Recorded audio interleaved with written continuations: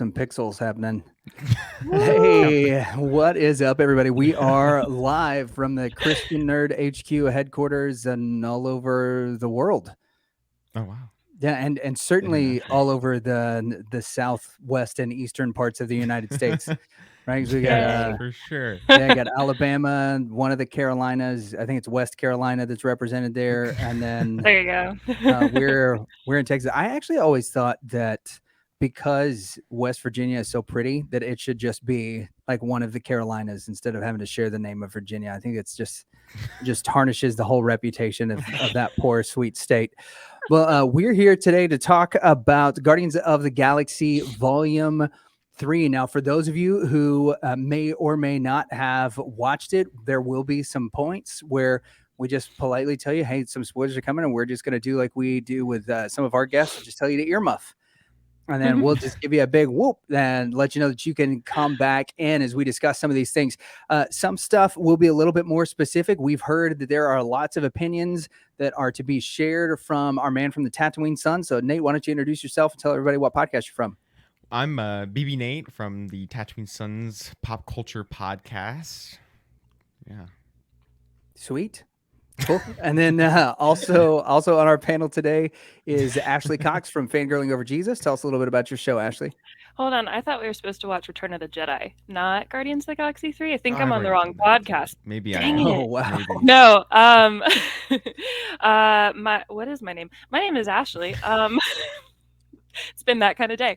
My name is Ashley, and I am with Fangirling Over Jesus, and this is going to be fun. I'm excited.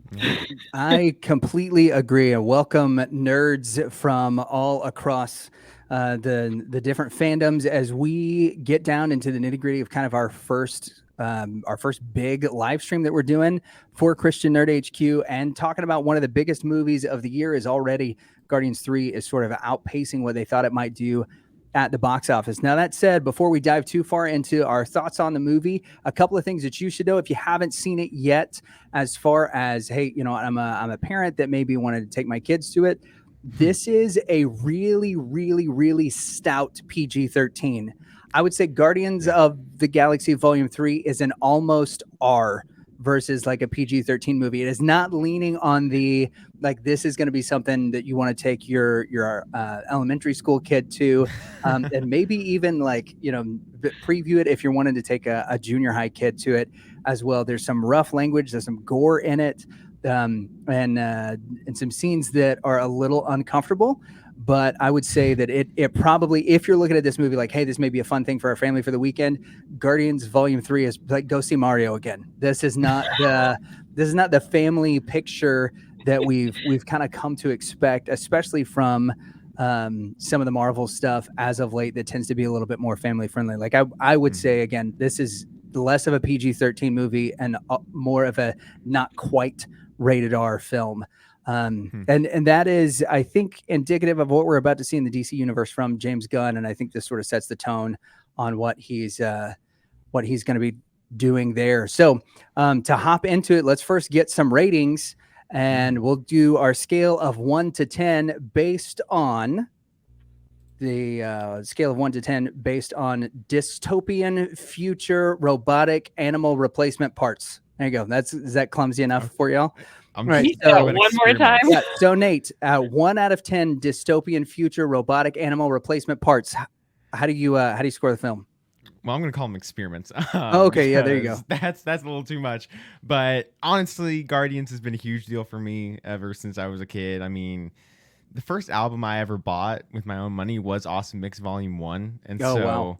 I've always loved the Guardians. And so I was super excited for this movie, and I absolutely loved it. I've seen it twice already.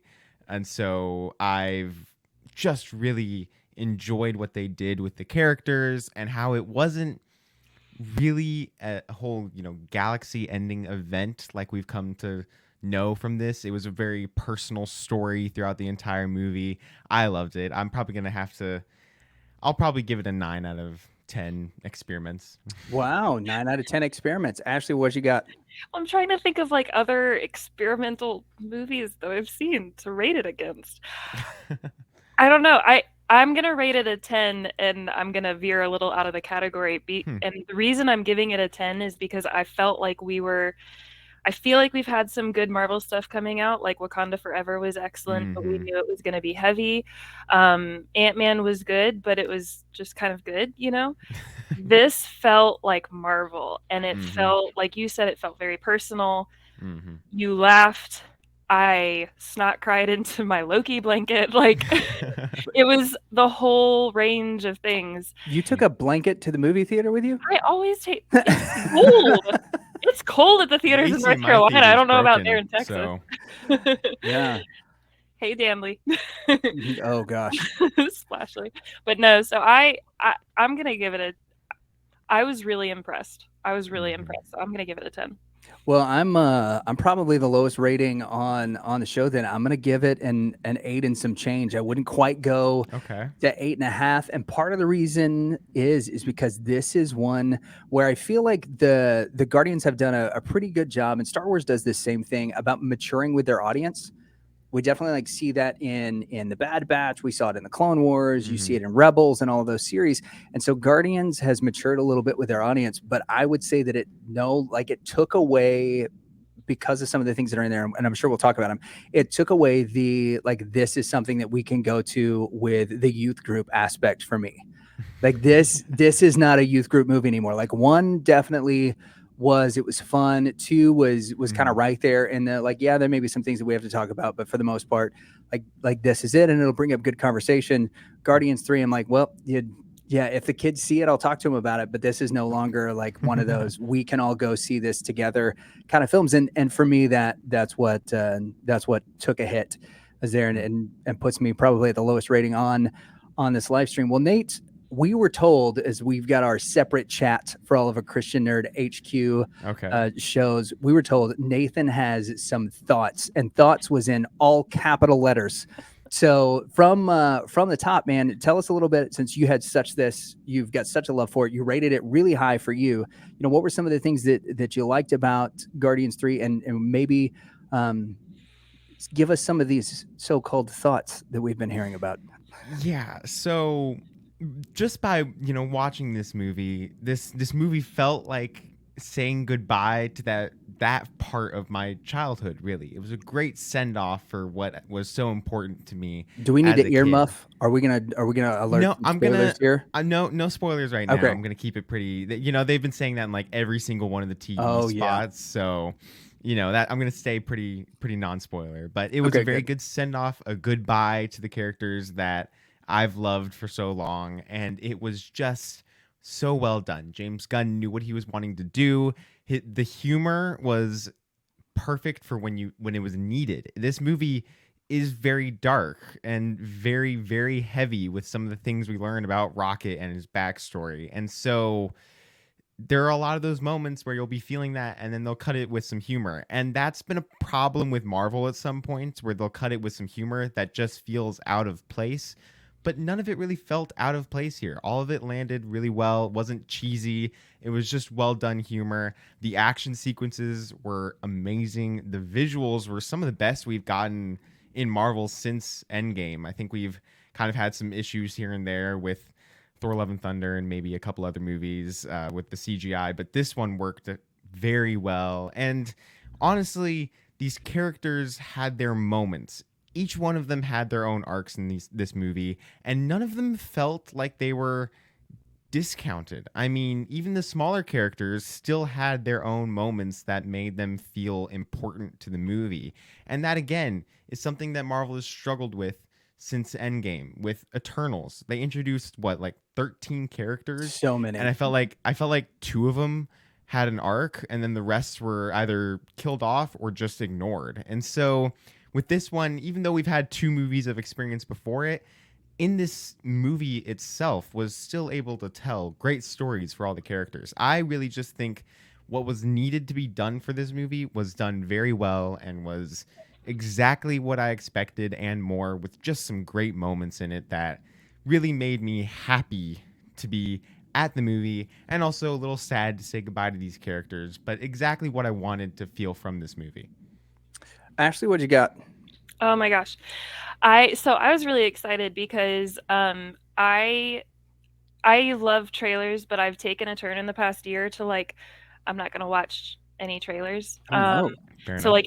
like because not just Marvel, but a lot of movies lately, I feel like their trailers are getting spoilery. Mm. And I just like I want to be surprised. I want to enjoy it and experience it in the moment. So every time a Guardians of the Galaxy trailer has come on, I've been like la la la la la la la.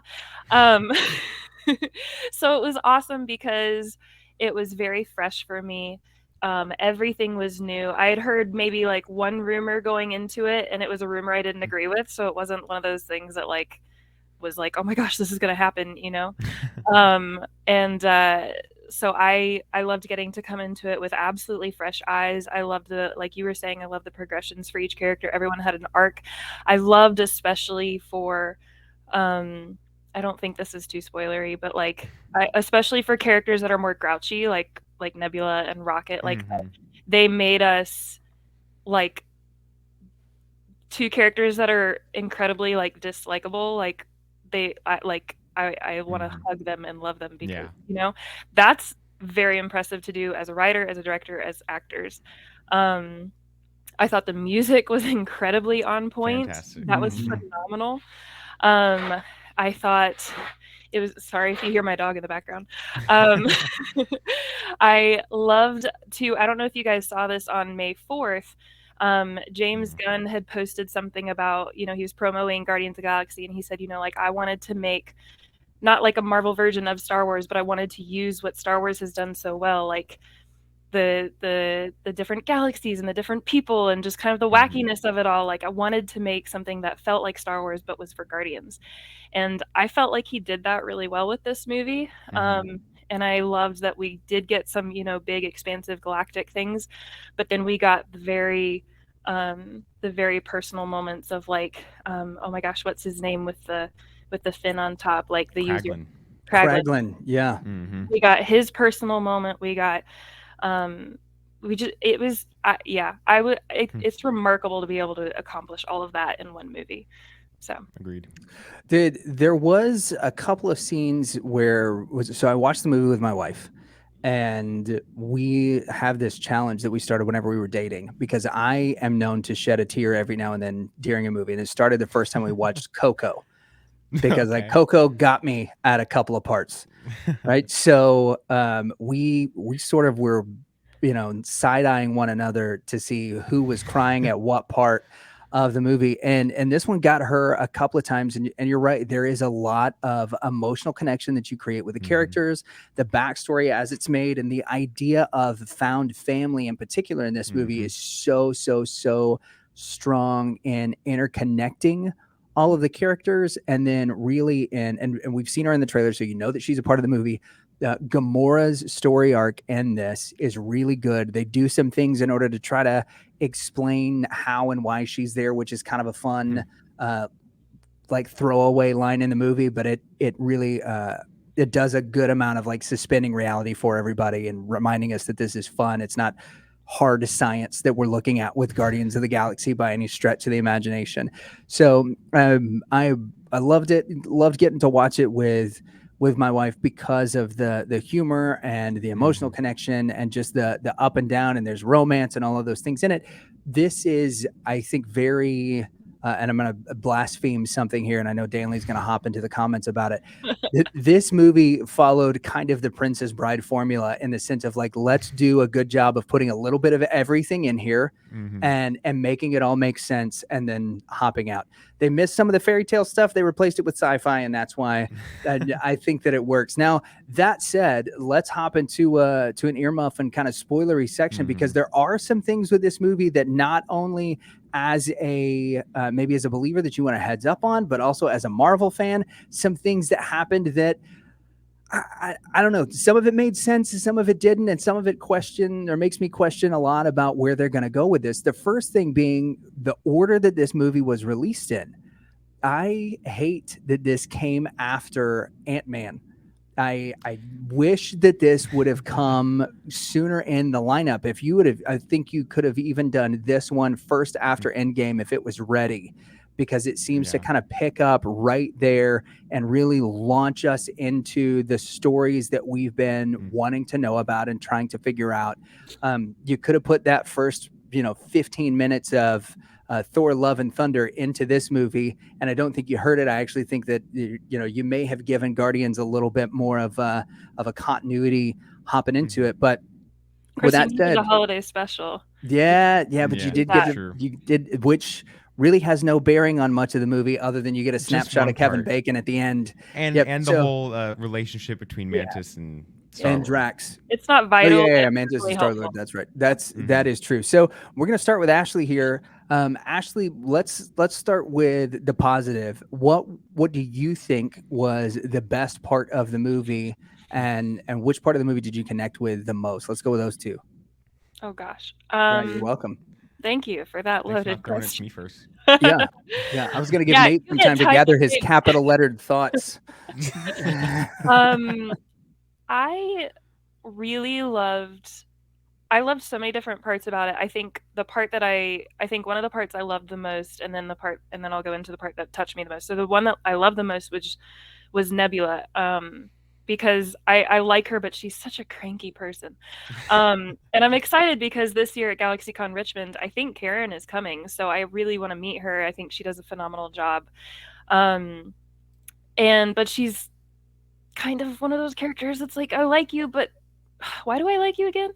And it kind of comes to a head right in that moment where like she's being really condescending to Drax and to Mantis, and then when in the latter part of the movie when Drax starts talking to the children in their language and she's like, why didn't you tell me you knew this language? And he's like, why didn't you ask? And I loved getting, even just like, I think through the whole movie, but even just in that moment, seeing her catch herself and shift, and then come into her own, like, I'm gonna lead this city and whatnot. I really loved that. She's come so far from just trying to please, Daddy Thanos. As far as as far as the moment that touched me the most, um, oh my gosh, Lila. That was incredible. It was funny because I kind of had some like Finding Dory vibes a little bit, because you know what I mean? Like they're trying to get out of these cages and stuff. But I loved the progression of Lila's relationship with Rocket as they're kind of brought up in this weird world. The moments that hit for me were when he's finally rescuing them. I'm like, okay, well, we know they must get separated at some point because they're not together when we meet Rocket way back. So how does this happen? But I was not expecting that gunshot. And so that was the part where I just like lost it in the theater because I was so shocked. But then when he's on the table and he's going to the white light and she's there, I'm like, that was the one rumor I had heard, was that Rocket was going to die. And I'm like, I don't think Rocket's going to die. But I was still a little bit worried in the back of my head. Of course. And so when he's going to the white light and he says, can I join you guys? And she says, yes. I'm like, no. But he can't die. And then they kind of have him die, and I'm like, no, they went there. What are you doing? But he can't die. Like, I'm like freaking out in my head. And then you get the line that I was hoping for, which is, but not yet. And I was like cheering in the theater for that. It just, that whole arc just like broke me in the best way. So I absolutely loved it. Nate, what do you think, man? Well, one of the parts of the movie, I guess the part that I enjoyed the most in the movie that I loved was, I had to say, Rocket and Quill's relationship, really. That friendship, the whole part where Quill keeps saying, that Rocket's his best friend, isn't something we really come to see that much in these movies. But in this movie, you really see that that's just true. That's genuine. And being able to see that progress throughout this whole thing, and like you were saying, when Rocket was basically almost dead, or practically was dead, and Quill didn't give up, that scene was really difficult to watch, but an amazing scene to show that friendship, that relationship between them. It was great, and I loved Rocket's arc in this movie, and that really, while found family is a huge kind of theme through this movie. The other theme that's really popular and big in this one is purpose. Each one of them has to find their purpose, and Rocket understands that his purpose is to eventually lead the Guardians, but also to save everyone from the High Evolutionary at the end. There are all those animals from the High Evolutionary at the end.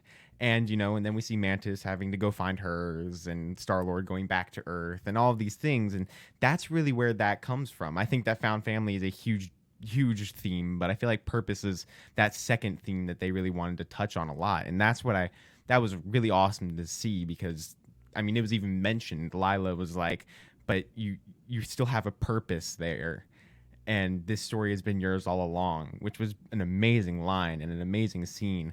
And I guess the part that really the moment that hit me the most was the end, when they're all saying their goodbyes and kind of just going their separate ways, kind of that part where they all start kind of dancing. It felt happy, but also bittersweet in some ways. They were all knowing it was coming to an end, and that's what it felt like for me. We're getting to the end, but it's a happy ending of what we were wanting, and it was really a sweet scene. I know that some people might think that ending part where they're all saying goodbye drug out a little bit too much, but I feel like it needed to drag out a little bit, because we've had these characters for almost 10 years now, and so kind of having to be able to say goodbye in that kind of long way was important. And that scene at the end there, basically the last 10 minutes, was really where it hit me most. I'm curious. One of the biggest critiques that we've seen over the course of the last really like 48 hours, right? So it releases Thursday. We're here Saturday afternoon doing this live stream. Is that Guardians tries to do a lot of things, but it doesn't ever really land. Like, it never finds that home in that right space. Now, most of the critics that are even saying this kind of things are saying that the movie was good, but it doesn't really hit home on any of the points. It almost gets emotional enough. It almost gets funny. It's almost trying to do this, and that it is a bunch of really good almosts, but that nothing ever really comes home. Now, at the beginning of the movie, we see Peter Quill is distraught. He's drunk in a bar, and then he goes on mission, and that kind of goes away. One of the first things that's talked about is the unexplored depths of what Peter is feeling. Do you think over the course of the film that we got to really see that, or do you think that this is something that is not quite yet as fleshed out as it will be? And we're gonna swing it back around with Nate. I feel like if you don't, a lot of this movie, you really do have to pay attention. I mean, there is a lot of things that aren't given to you, like they sometimes normally would be in a Marvel movie. They aren't explained. And if we go throughout this movie thinking of, do we see all of the trauma and kind of the pain that Quill is going through, we don't understand exactly what's happening. But even in a scene with Gamora on the Bowie, when he's really wanting to go find the High Evolutionary on Counter Earth, and she pushes him into the wall, and she's like, I don't know what inside you makes you feel like I need to be something I'm not. That right there, that line shows that there is, and he immediately realizes something. That line right there shows that that's what the pain is. He's not quite sure who he is without Gamora, and that's just the fact of who his character has been ever since the first Guardians. He didn't know who he was before Gamora, but Gamora gave him, again, a purpose of what to do and kind of a drive. And so when she left and died, then he almost destroyed half the universe because of it. And so he's intertwined with Gamora, and that's what we needed to see him go through in this movie. And it's not an obvious thing to see, but we do see that he accepts that Gamora is not the same, and that she won't ever be the same. And he accepts that he needs to move on and find his other family that he already had, and find that purpose in his life. And so I do feel like we see his pain and what he's going through and how it affects him and the Guardians in this movie, but you just really do have to pay attention to where it is and what is happening. Ashley, one of the things that James Gunn has been accused of online in regards to this movie is trying to retcon creative decisions that he would not have made with his characters, right? One of which being Gamora leaving and then, being discarded for the Soul Stone by Thanos. And now she's back in kind of a 2014 role. And then also, and he's been very public about the fact that he doesn't think Star-Lord would have punched Thanos and caused the destruction that Star-Lord would have held true. Do you find that criticism of the film that's being proffered out there, do you think that that's a legitimate criticism, or did you feel like the explanations that were given or the ways that they were talked about were satisfactory and fit the theme and the franchise in total?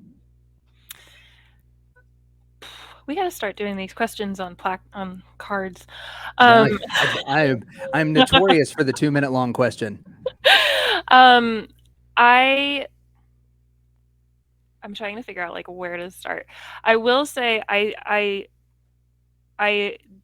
don't know that I would agree that he's trying to retcon Gamora's death. While I don't know how he feels about that or if he doesn't like it, I thought Gamora's death was impactful. I thought it was impactful for Thanos. I do like when villains can be humanized, and I felt like that did that for his character. But I don't think that the Star-Lord, I do agree with him in that the Star-Lord character would not have I don't believe he would have made that choice to put in danger, the world for that. I do think people can do crazy things though when they're feeling immense grief and guilt and hurt. So you never know. As far as this movie, sorry, I'm trying to remember all those questions, man. I enjoyed this version of Gamora because she's kind of exactly the same but different. That's a saying in our family that I somehow accidentally came up with. She's exactly the same but different than the original Gamora because she's punchy, she's a little cranky, she doesn't get Star-Lord's deal. I really loved, and I feel like we've seen this all throughout actually Phase 4, which I think this is the beginning of Phase 5, maybe. Mm-hmm. But I feel like Marvel has been diving into different versions of grief. And so for me, this was a very different version of grief than Thor, than Ant-Man, than Black Panther, all of these different characters, but it was his version of grief. And so I enjoyed watching him process through that, and I do like that the mission to save Rocket helped him push through those bounds. And for me, my favorite moment for him was at the end where I think Gamora says, that I'm still not the person that you want me to be. And I forget, he said something like, I know, but you're still pretty great at who you are, something like that. And I loved that because for me, that was his full circle moment of finally accepting. So I enjoyed seeing, because Star-Lord is not the most mature character, right? You don't say. You don't say.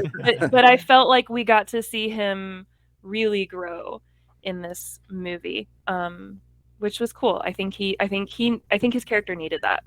So. I really love the idea of the way that Guardians has introduced characters kind of amongst the Marvel universe in ways that, one, we wouldn't have thought that they would be introduced, and two, makes sense only because it's a Guardians of the Galaxy movie. There are a lot of places like Nowhere, for instance, that if you put that, that's not going to happen in Captain America or Iron Man or the Hulk. It just doesn't make sense. But the fun and sort of absurdity of the Guardians movies allows you to be able to throw in all of this kind of ridiculous stuff. One of the things that we've seen over the course of the 3 volumes of the Guardians of the Galaxy is a new Groot. Groot has never been exactly the same character twice. His personality seems to change a little bit from movie to movie. And so it feels like every time we're in a new Guardians movie that we're getting a new Groot. And let's move over to talking about some of the new characters that are here and what we think about them. I want to start with, first, what do we think about adolescent linebacker for his varsity football team in high school, Groot? And I'm curious, Ashley, what are your thoughts on him? He was great. It was such a. I enjoyed him more than Teenage Groot. That got annoying after a while. Oh yeah. It was what movie number two, I guess. Mhm. I loved. Because I love Groot in the first movie, but you're still kind of figuring out what this tree guy is, and it, I guess the full evolution of the character came for me hit really well when they're in the whatever that red room is with the high evolutionary, Mhm. and because you see Star-Lord giving him the guns and he's like, you know how to use these, but then later when he literally branches out, right, with all of those with all of those, Looking like Agent Venom. that was so cool where he's guarding and he's protecting, and then when they the bravery and the courage that he's got, but also then the trust that Star-Lord even has in him to the extent that he will jump out of this building and he's like, yeah, Groot's got this, like he's gonna, like, that was so cool. And then at the end we get, I like did anybody else do a double take when Groot was like, I love you guys? Yeah. I Now, was kind of blown away with that. so there is, Ashley points out something that's really interesting about this film is that there is this sort of understanding of Groot that happens. And first we see it through Gamora where she's like, oh, y'all are just making up what the tree says. And yet at the end of the movie, he starts talking to her and she starts to understand. We do know that the language on Planet X, where Groot is from and is the only known surviving person of Planet X that we've got in the Marvel universe, we do know that it's a language because Thor knows it and can speak it in Infinity War as they're going to get Stormbreaker created, and everybody's kind of like, hey, what's going on? What's going on, Andrew? Welcome to the chat. So when we see that, we know that it's a language, but there also seems to be some kind of deeper connection with the people that are around him, that once they get connected to Groot on a certain level, that they can understand it. And from what we've seen and heard from some of the Marvel execs that have kind of made comments on this, is that they wanted to end it with everyone knowing that they had become part of the Guardians, that they were part of the family. And so that's why when Groot says, I love you, that now we're able to understand him as kind of a breaking of the fourth wall. Now we're part of the group as well, which I think was a really, really cool kind of sentimental moment there at the end. I'm sorry, I didn't know that. That just Yeah, made yeah. my day. Thank Yeah, you. isn't it neat? I didn't know Yeah. that. That's so cool. It was so sad. Oh my I know, gosh. it was awesome. Yeah, it was a very tender moment from very much so. the ginormous tree, which Groot has definitely hit the weight room since he gave Thor the Stormbreaker handle. One of the other characters that we get in here, and it's our first time really seeing him in full force, he kind of comes across a little bit like a doofus, is Adam Warlock. And so I know that this was a character that you were excited about as we were listening to the Tatooine Sons episodes. Nate, give us your impressions of Adam Warlock. Well, honestly, he was a lot of fun. We didn't get too much of him. We're gonna get more, of course. We're gonna learn more about his character, and this was kind of a good origin for him, a good beginning of his story, and gave us some backstory on who he was and how he was created. And so I think that he was a fun character. He was insanely powerful, but also went through his own arc. Like I said, even the characters that really didn't seem important went through their own arc in this movie, and he decided that he had this second chance, so he might as well do something with it. So that's when he saved Quill and decided to join the Guardians, and we all see all of that. And so that was really awesome to see that kind of progression of his character from just a weapon to being actually somebody that wants to help people and trying to find who he is. And I really did enjoy his character. He was funny when he needed to be. He really did have one of the scenes where you're kind of like, okay, this is pushing that PG-13, when he disintegrated that guy when he wanted to show him business. Yeah. It was a funny scene. Really, it was. I was laughing a lot because, what kind of business did you want me to show him? It was funny, but it was shocking. And then we had Blurp, I think is what the name of the little furry creature is. Awesome character. That was a lot of fun too. I loved the how much Adam cared for him, which was totally unexpected, but I loved that whole little semi plot line that they had going there. It was a lot of fun, and I can't wait to see more of Blurp, because apparently he's now a part of the Guardians. He was in that post credit scene with them. He was, yeah. So I guess he's part of the new Guardians now too. So it's going to be really awesome to see where Adam Warlock and Blurp go from here. And I really did enjoy his character. He, not knowing too much about him from the comics, they gave me enough to, I know some about him, but later on in his story. And so being able to see some of the beginning parts of his character was really interesting to me and helped me learn more about who he is and his powers. And I really thought it was a very well done character with a movie that had so much to try to tackle. Did it feel like you were watching gold painted Eustace? Because that was really difficult for me to separate for all you Chronicles of Narnia fans. Like that is, there's some moments where I was like, this is just Eustace with superpowers and painted gold. Yeah, it really did feel like that. He acted the same. And so it was a little strange to see that, because Voyage of the Dawn Treader was a movie I watched as a kid a lot. And so it was weird to see Will Poulter in gold basically acting the same. I guess when he got lost in Narnia, he just transferred over to this universe. Yeah, that's where he gets stuck in a cocoon. Yeah, this is where he gets stuck. Yep, and he's just been living there for the last 14 years baking. So that's what happens to a Eustace after 14 years in the oven. So we get the introduction of a new Marvel villain, the High Evolutionary, who for the first time in a while we get a villain who is not a, coming over the course of several different movies, like but that feels like he could be of that same ilk because of the evil nature of the High Evolutionary. He's a person who does not have any sort of, I guess, compassion at all. And we really, for the first time in a while, we see a truly evil villain in the MCU.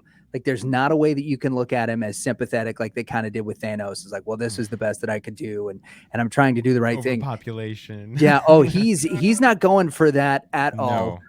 Nate, what was your take on the High Evolutionary as the big bad for this film?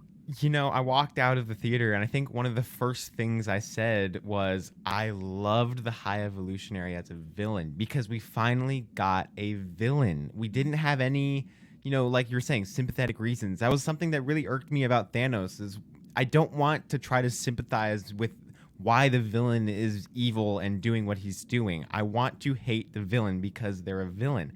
And I did hate this villain so much. Every time he was on screen, I felt rage. I'm like, come on, let's see him get defeated, because that's what you want from this movie. You don't want to be like, well, I wonder what he's going to do next, and is he going to turn good? No, you didn't have any of those questions. The High Evolutionary was bad, and that's how it was going to stay. And I loved how he kind of just went through this progression. You saw he was obsessed with P13 Rocket at the beginning, and he just kind of got crazier after P13, after Rocket left, and he just started to lose his mind and got to the point where he got power, but he just, like you were saying, kept like not being able to address the issues that he kept having with these experiments. And I really loved how he just had no remorse for just raising the planet and just completely new slate, wipe clean. We're going to try again. And that's evil. That's what you want from bad guy. And it was very well done in making me hate him. And I was excited to see the Guardians kind of team up against him and have that kind of cool team battle moment. While short, it was still really cool and got Rocket that kind of closure. Even though it's Marvel, and we didn't see the High Evolutionary die, so he's probably still alive, and we'll see him come back in like another 4 movies or something like that. It wouldn't surprise me if he comes back in like Kang Dynasty or Secret Wars or something like that, because he's a very powerful villain. He obviously has a lot to do with this story, and so it wouldn't surprise me if we see more of him later, but I thought he was a great villain, and he really tied this movie together with what we were wanting. Ashley, thoughts on the High Evolutionary? Yeah, I was gonna say I also agreed. I loved them. I loved him as a villain. I was more afraid of him than I have ever been of Kang. I just didn't really buy Kang as like super evil in Ant-Man. Like, I liked him in Loki, but Ant-Man didn't really do much for me. But this guy, I enjoyed watching his descent into crazy, crazy, crazy. Because like at the beginning, right when he's instructing like little baby Rocket, and they're talking about music, and you can see like the eyes like are a little bit crazy, and his voice is kind of funky, and I'm like, is he supposed to be a little off his kilter? But you don't, not he's like there but not there. And then as it goes, you just see that like you just see that slippery slope. And what I really loved too was I thought was fascinating was at the end. He has this line, and I forget what leads up to the line, but he says, which I found interesting as a Christian, and also somewhat sad because I know there are some people who believe this. But he says, "There is no God, so I stepped in." Mm. That was a really impactful line because in one sentence, that's exactly who he is. That's exactly why he's done what he's done. And then you follow that up with the continuing of that, which is he's clearly imperfect and he's trying to make this perfect society that's clearly not. So it's the imperfect trying to create the perfect, which is always going to therefore be imperfect, which I think we can learn from as humanity. So it was, I just, the actor who did it, who portrayed that character, was phenomenal, and I loved it. I would absolutely love to see him again. I mean, he was such a terrifying, horrible person. He's so easy to hate, but you like love to hate him. I really love the way that, what you just said is so important. Like God, there is no God, so I had to become one, is a very humanistic view. And that those words are coming from a very, very, very evil villain does give you kind of a different perspective on this. Now, one of the things that is being looked at in this particular movie, as far as it comes from the philosophy of the director, and for those of you who don't know and aren't Rev and Rep fans, artistic worldviews and philosophies is like my rabbit hole that I go down all the time, right? And that's why I've got Danley on the show to balance me out there. But we would be remiss if we didn't talk about some of those things. One in particular has to do with the way that James Gunn created some of the dialogue in this movie, and the thought that it may be his way of talking to some of the people that maybe tried to get him off of the movie, or whenever there was an attempt to, quote, cancel James Gunn. We see the High Evolutionary talking about this utopia that he wants to create. And is that something where now, because of the alignments of a certain group of people, the idea of this utopia being something where we're all going to love each other and everybody's going to do good, and yet it's a society that is untenable and can't be held together even by someone who's genetically engineering those things to happen? You've got that as kind of a knock against potentially some of the people that James Gunn encountered that were trying to get him off of the film, which the actors in the Guardians of the Galaxy fought very hard to keep him on. The second is that there's a scene with a High Evolutionary and Star-Lord where he says, well, on regular Earth, there's bigots and racists and blah, blah, blah. And the very first response from Star-Lord is, don't preach to me. I'm so sick of people preaching to me about all of this stuff. Like, are you going to kill us or not? And so there are some thoughts that, like, this is James Gunn within this film writing dialogue or making the characters say the things that he couldn't on that. And the last of those being is because so many of these folks are coming from a specific worldview. Was he taking shots at those people online through some of the dialogue of the High Evolutionary and his interaction with the heroes, really pushing hard into villainizing the ideology of the people that were trying to get him kicked off the film, and then pressing hard into the way that so many of the actors stood up for him? Do you think that there's any merit to that? And we'll go back around. We'll start with Ashley. No. No? Okay, yeah. I think that's a stretch. I hadn't heard that, but to me that's a stretch. For two reasons. One, I can't quite remember the timing of things. I guess for some reason I was thinking that they had already started writing or producing Guardians 3 before he was fired briefly, but I can't quite remember. So I could have that wrong. But even if that's not the case, the people who run Marvel and Disney are pretty smart people, and I feel like if they felt that, they would not have let it go forward. There's a lot of there's a lot of different gates that a script has to go through. And as somebody who's been in that world, who's worked, like, interned in Hollywood and studied screenwriting and is currently an actor, I don't think that would have I don't think it would have made it. So I think that's probably more like conspiracy Okay. theory level, Yeah, but yeah. that's me. Yeah. Nate, what do you think? You know, it has merit in my opinion because that's very much something James Gunn would do. That I'm just not sure he would do it so subtly. I think he would just come out and say it more than anything because that really feels like what James Gunn has done before. But honestly, I think that it's a way for him to kind of, everybody puts something of themselves into every movie that they make, and so that very well could have been a way for him to get that out, get that frustration out, because there was really no huge reason that cancel culture should have attacked him that much, and that he almost Guardians 3 almost wasn't made with him. And so this was a way for him to kind of, I could see him to kind of just be like, this is crazy, y'all are just absolutely insane and just kind of trying to get me to get off of this for the wrong reasons, and yes, villainizing that ideology. But also, I think in another way it could just be that we're looking for that to be the case because we feel like that shouldn't have been the case, and because we're not really a part of that cancel culture. And so we feel like we could be like, oh, we understand what this means, and he's really reaching for it. So it could be a conspiracy theory, but I also very much could see James Gunn going that extra mile to subtly poke at people, because that is very much what he does all the time. I think any good conspiracy is a good conspiracy because it has a little bit of merit, right? That like, the ones that are just completely outlandish are easy to dismiss, but the ones where you look at it and you're like, well, that might actually fit. No, those are the ones that are really I think the funnest to throw around. And I'm going to use the word funnest because I don't know if I should or not.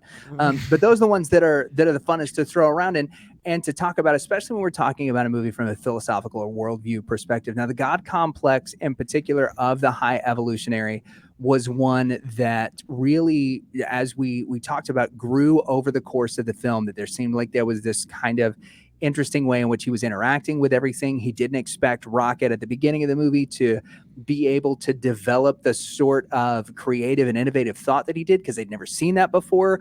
Once he does see it, though, he becomes very frustrated that it came from Rocket and not from him, which really sparks his obsession with P8 or 89P13. And so there's a lot of things about how the creator in this instance becomes increasingly frustrated with the creation because he's being outpaced by it. And as we see the movie continue, Rocket does allow them to move into this place where they make the pinnacle of evolution and millions of years of evolution pass. There's two observations that we made about that, and I want y'all's feedback on it. The first is that all of these different creatures, whenever they reach the pinnacle of evolution, they become something human-like. The turtles, the rabbits, the vampire bats, all of them, to reach the pinnacle of evolution, they end up looking like humanoids with prominent features that let us know kind of what species they're from.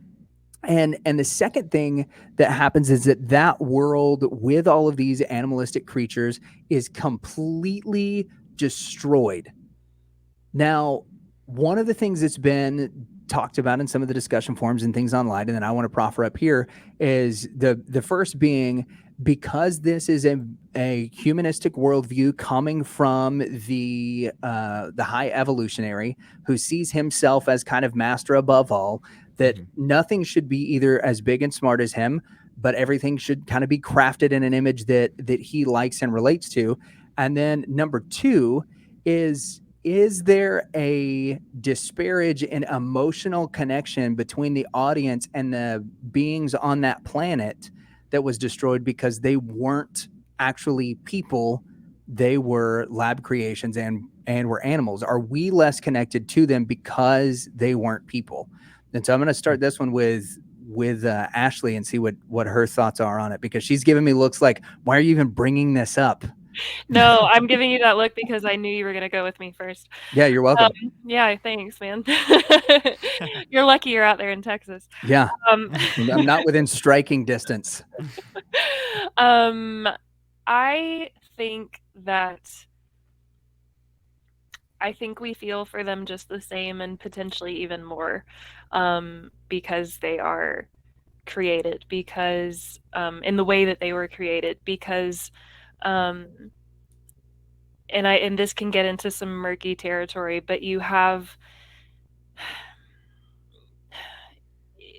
the horrific things that he was doing to get to that point, to get to the point of the things that he ultimately created in Counter Earth, are terrible, and they were heartbreaking, and we see that so clearly in Rocket, for example. And so I think I think we have compassion for that, or at least I feel like I did. I feel like we would, as a community, have compassion for that.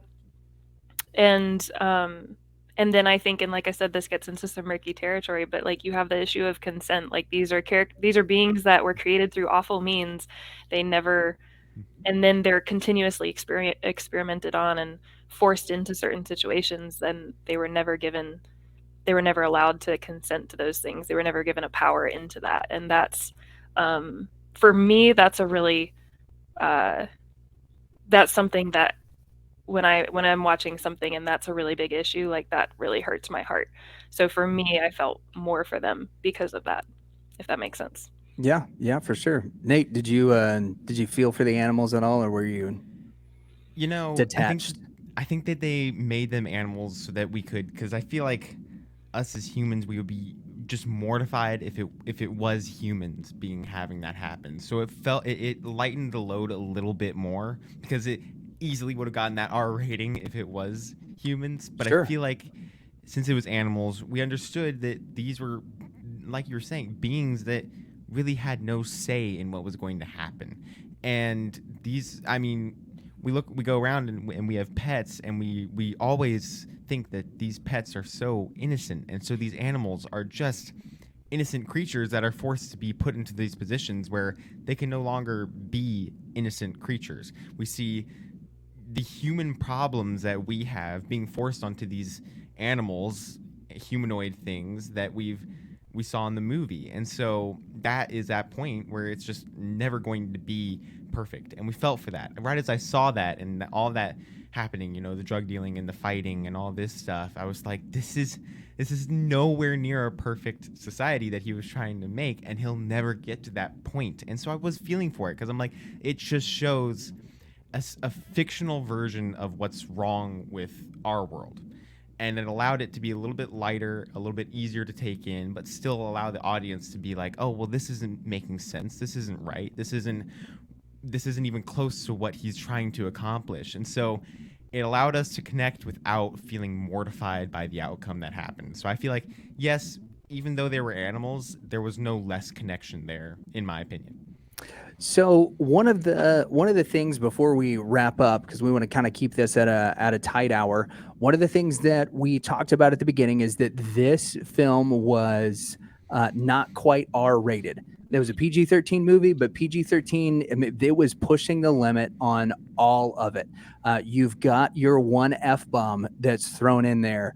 There is a lot of gore, as Nate just mentioned. There is the idea that maybe it was a planet full of animals instead of people, so that you don't get that R rating because of the amount of there's drug dealing and there's violence that are happening between animals on like an animal planet. So it doesn't feel like it's maybe as harsh as it's. I was just waiting on animal Denzel Washington to go and to break stuff up in a couple of these scenes. So what is your thoughts on the gore and particularly the language? Did they add to the movie or were they unnecessary? And I'm gonna go back through with Nate. Okay. Well, this is always an interesting conversation, because Yes. it's one that I have a lot, dealing with, are these things necessary for movies and do they help it and all this stuff. And I looked really to the last superhero movie that I saw that pushed the PG-13 rating, I'd say, even further than Guardians, and that was the Batman. I mean, that was on the edge of R.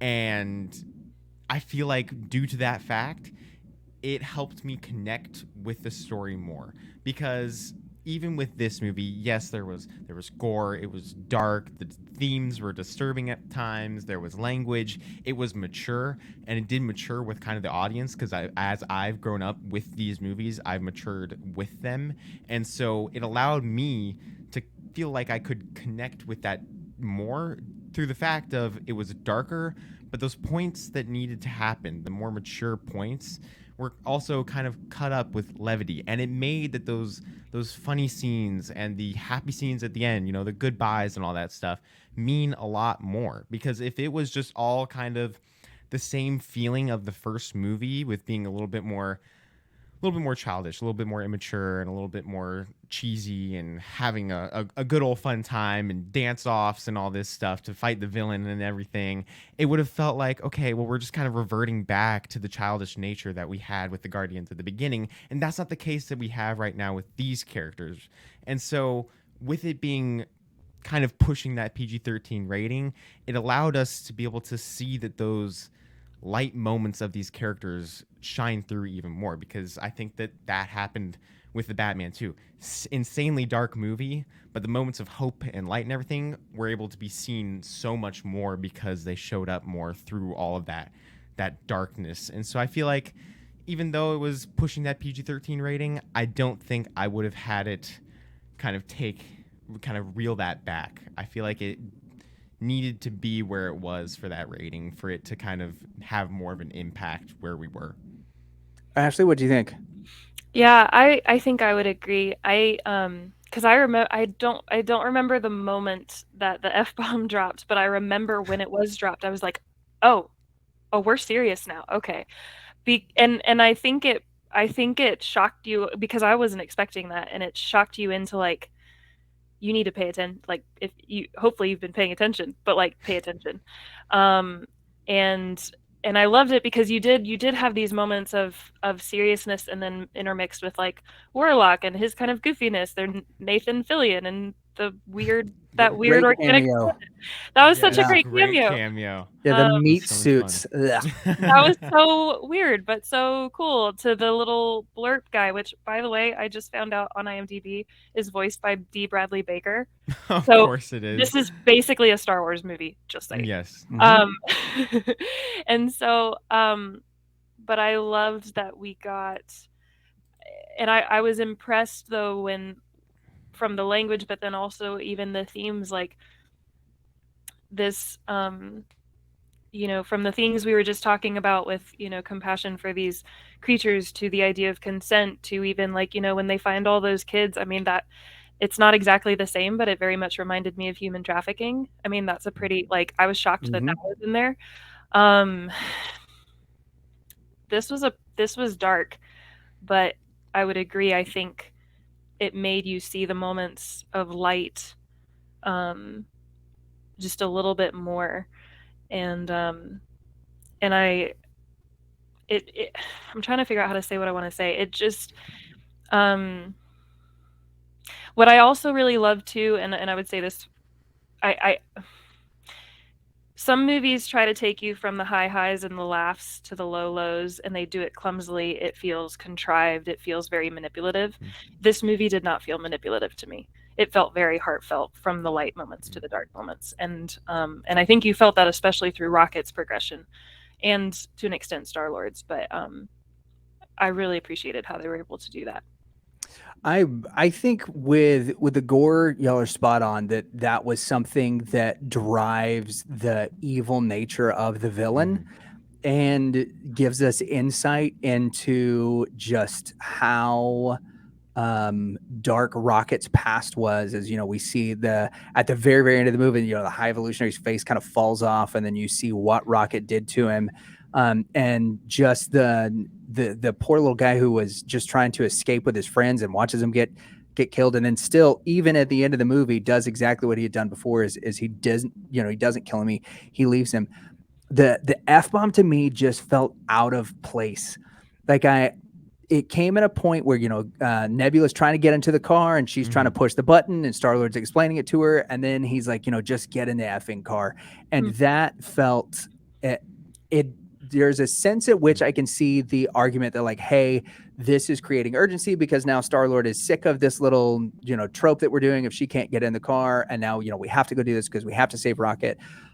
But it almost felt like, hey, this is something that we can do, so we might as well do it. And it felt almost like a throwaway moment in there. That is it's one of the things now that, like, looking at it, as you know, we were talking in the beginning, like, as a pastor, I'm like, hey, is this something that we can do as a youth group thing? Like, we can take our youth group to it. And that is one of the things that for me makes it And no, like, will I watch it again? Probably, because I overall I really did enjoy the movie a lot. Is this one that I think that I can recommend to other parents? No. But could I recommend it to friends of mine? I think so. And then that's what I want to hit on as we close our last two questions. Will you recommend Guardians of the Galaxy Volume 3 to people, and what is your predictions sure to go wrong with what happens to Star-Lord now that he is mowing the lawn of an old lady while her 45-year-old able-bodied son is sitting on the porch, like so many of us have to do, and that another big shot at the culture. So Ashley, we'll start with you. Do you recommend it, and what happens to Star-Lord? I highly recommend it. I thought it was the best of the three Guardians movies. I think it's one of the most solid Marvel movies that we've seen in the past couple of years. I also, this is so random, but I almost wonder if the scene with the F-bomb, I wonder if they improv'd some of that, They because did. and It so was. to me that Chris Pratt improv'd it. Yeah. So to me that yeah. makes sense. Mhm. And what was the second question? The second question is speculate irresponsibly about what happens to Star-Lord. Shoot. I think Thor is gonna come back for him. I think Thor is gonna come create like a little special circle in his backyard, so he never has to mow again, and he's just gonna pluck him up, and they're gonna, I don't know, go maybe on a honeymoon or something. No, I'm they're down gonna go for fight bad guys. yeah, I'm down for a Chris Pratt and Chris Hemsworth buddy movie. I think that'd be great. That All would right, be fun. Nate, The what two you got? Chris. Would I recommend? Yeah, I'd say yes. I would recommend this. I really did love the movie, but as with any movie, no matter what, even if it's recommended to you or not, just take time to research it for yourself. Kind of make sure that it's something you would want to watch, and make sure that it's something that would be enjoyable for you. And I think that overall, it really did push that PG-13 rating, and so just be careful. And the animal cruelty conversations can also be pretty difficult for some people, and so just take time to make sure that it's something you would want to watch. But if you can handle all that, I do highly recommend it. And for predictions with Star-Lord, I mean, I really do think that Star-Lord's gonna get his own solo movie now, and he's gonna go and try to, I don't know, honestly I wouldn't be surprised if he tried to work with the Ravagers again in that, and maybe help out with Gamora and Sylvester Ooh, Stallone's yeah. character. I do not remember his character's name, Rocky. but Rocky. Yes, he's gonna go help out Rocky. But honestly, I think the main thing we see next with Star-Lord is a solo movie, and I love it. I would be all there for it. Yeah, I think we'll see Star-Lord get to start his landscaping business with his granddad, and I'm looking forward to watching how Agent Coulson gets himself involved in that, and the things to come. Thank you guys so much for watching our Guardians of the Galaxy Volume 3 reactions. We are Christian Nerd HQ, and every day this coming week, as this is our launch weekend, you've got a new podcast from Christian Nerd HQ. On Monday, we'll have the Christian Nerd Unite podcast come out. You'll get more of the thoughts on Guardians Volume 3 and other things from the guys over at Tatooine Sons. Ashley does her devotions with fangirling over Jesus and the Reverend and the Reprobate. This week, we have Grant McFarland, who is the founding member of Galactic Empire, the band who does heavy metal versions of all of your favorite Star Wars songs. It's an absolutely action-packed week. Make sure that you check out everything that's going on over at Christian Nerd HQ. Thank you all for watching, and we will see you soon.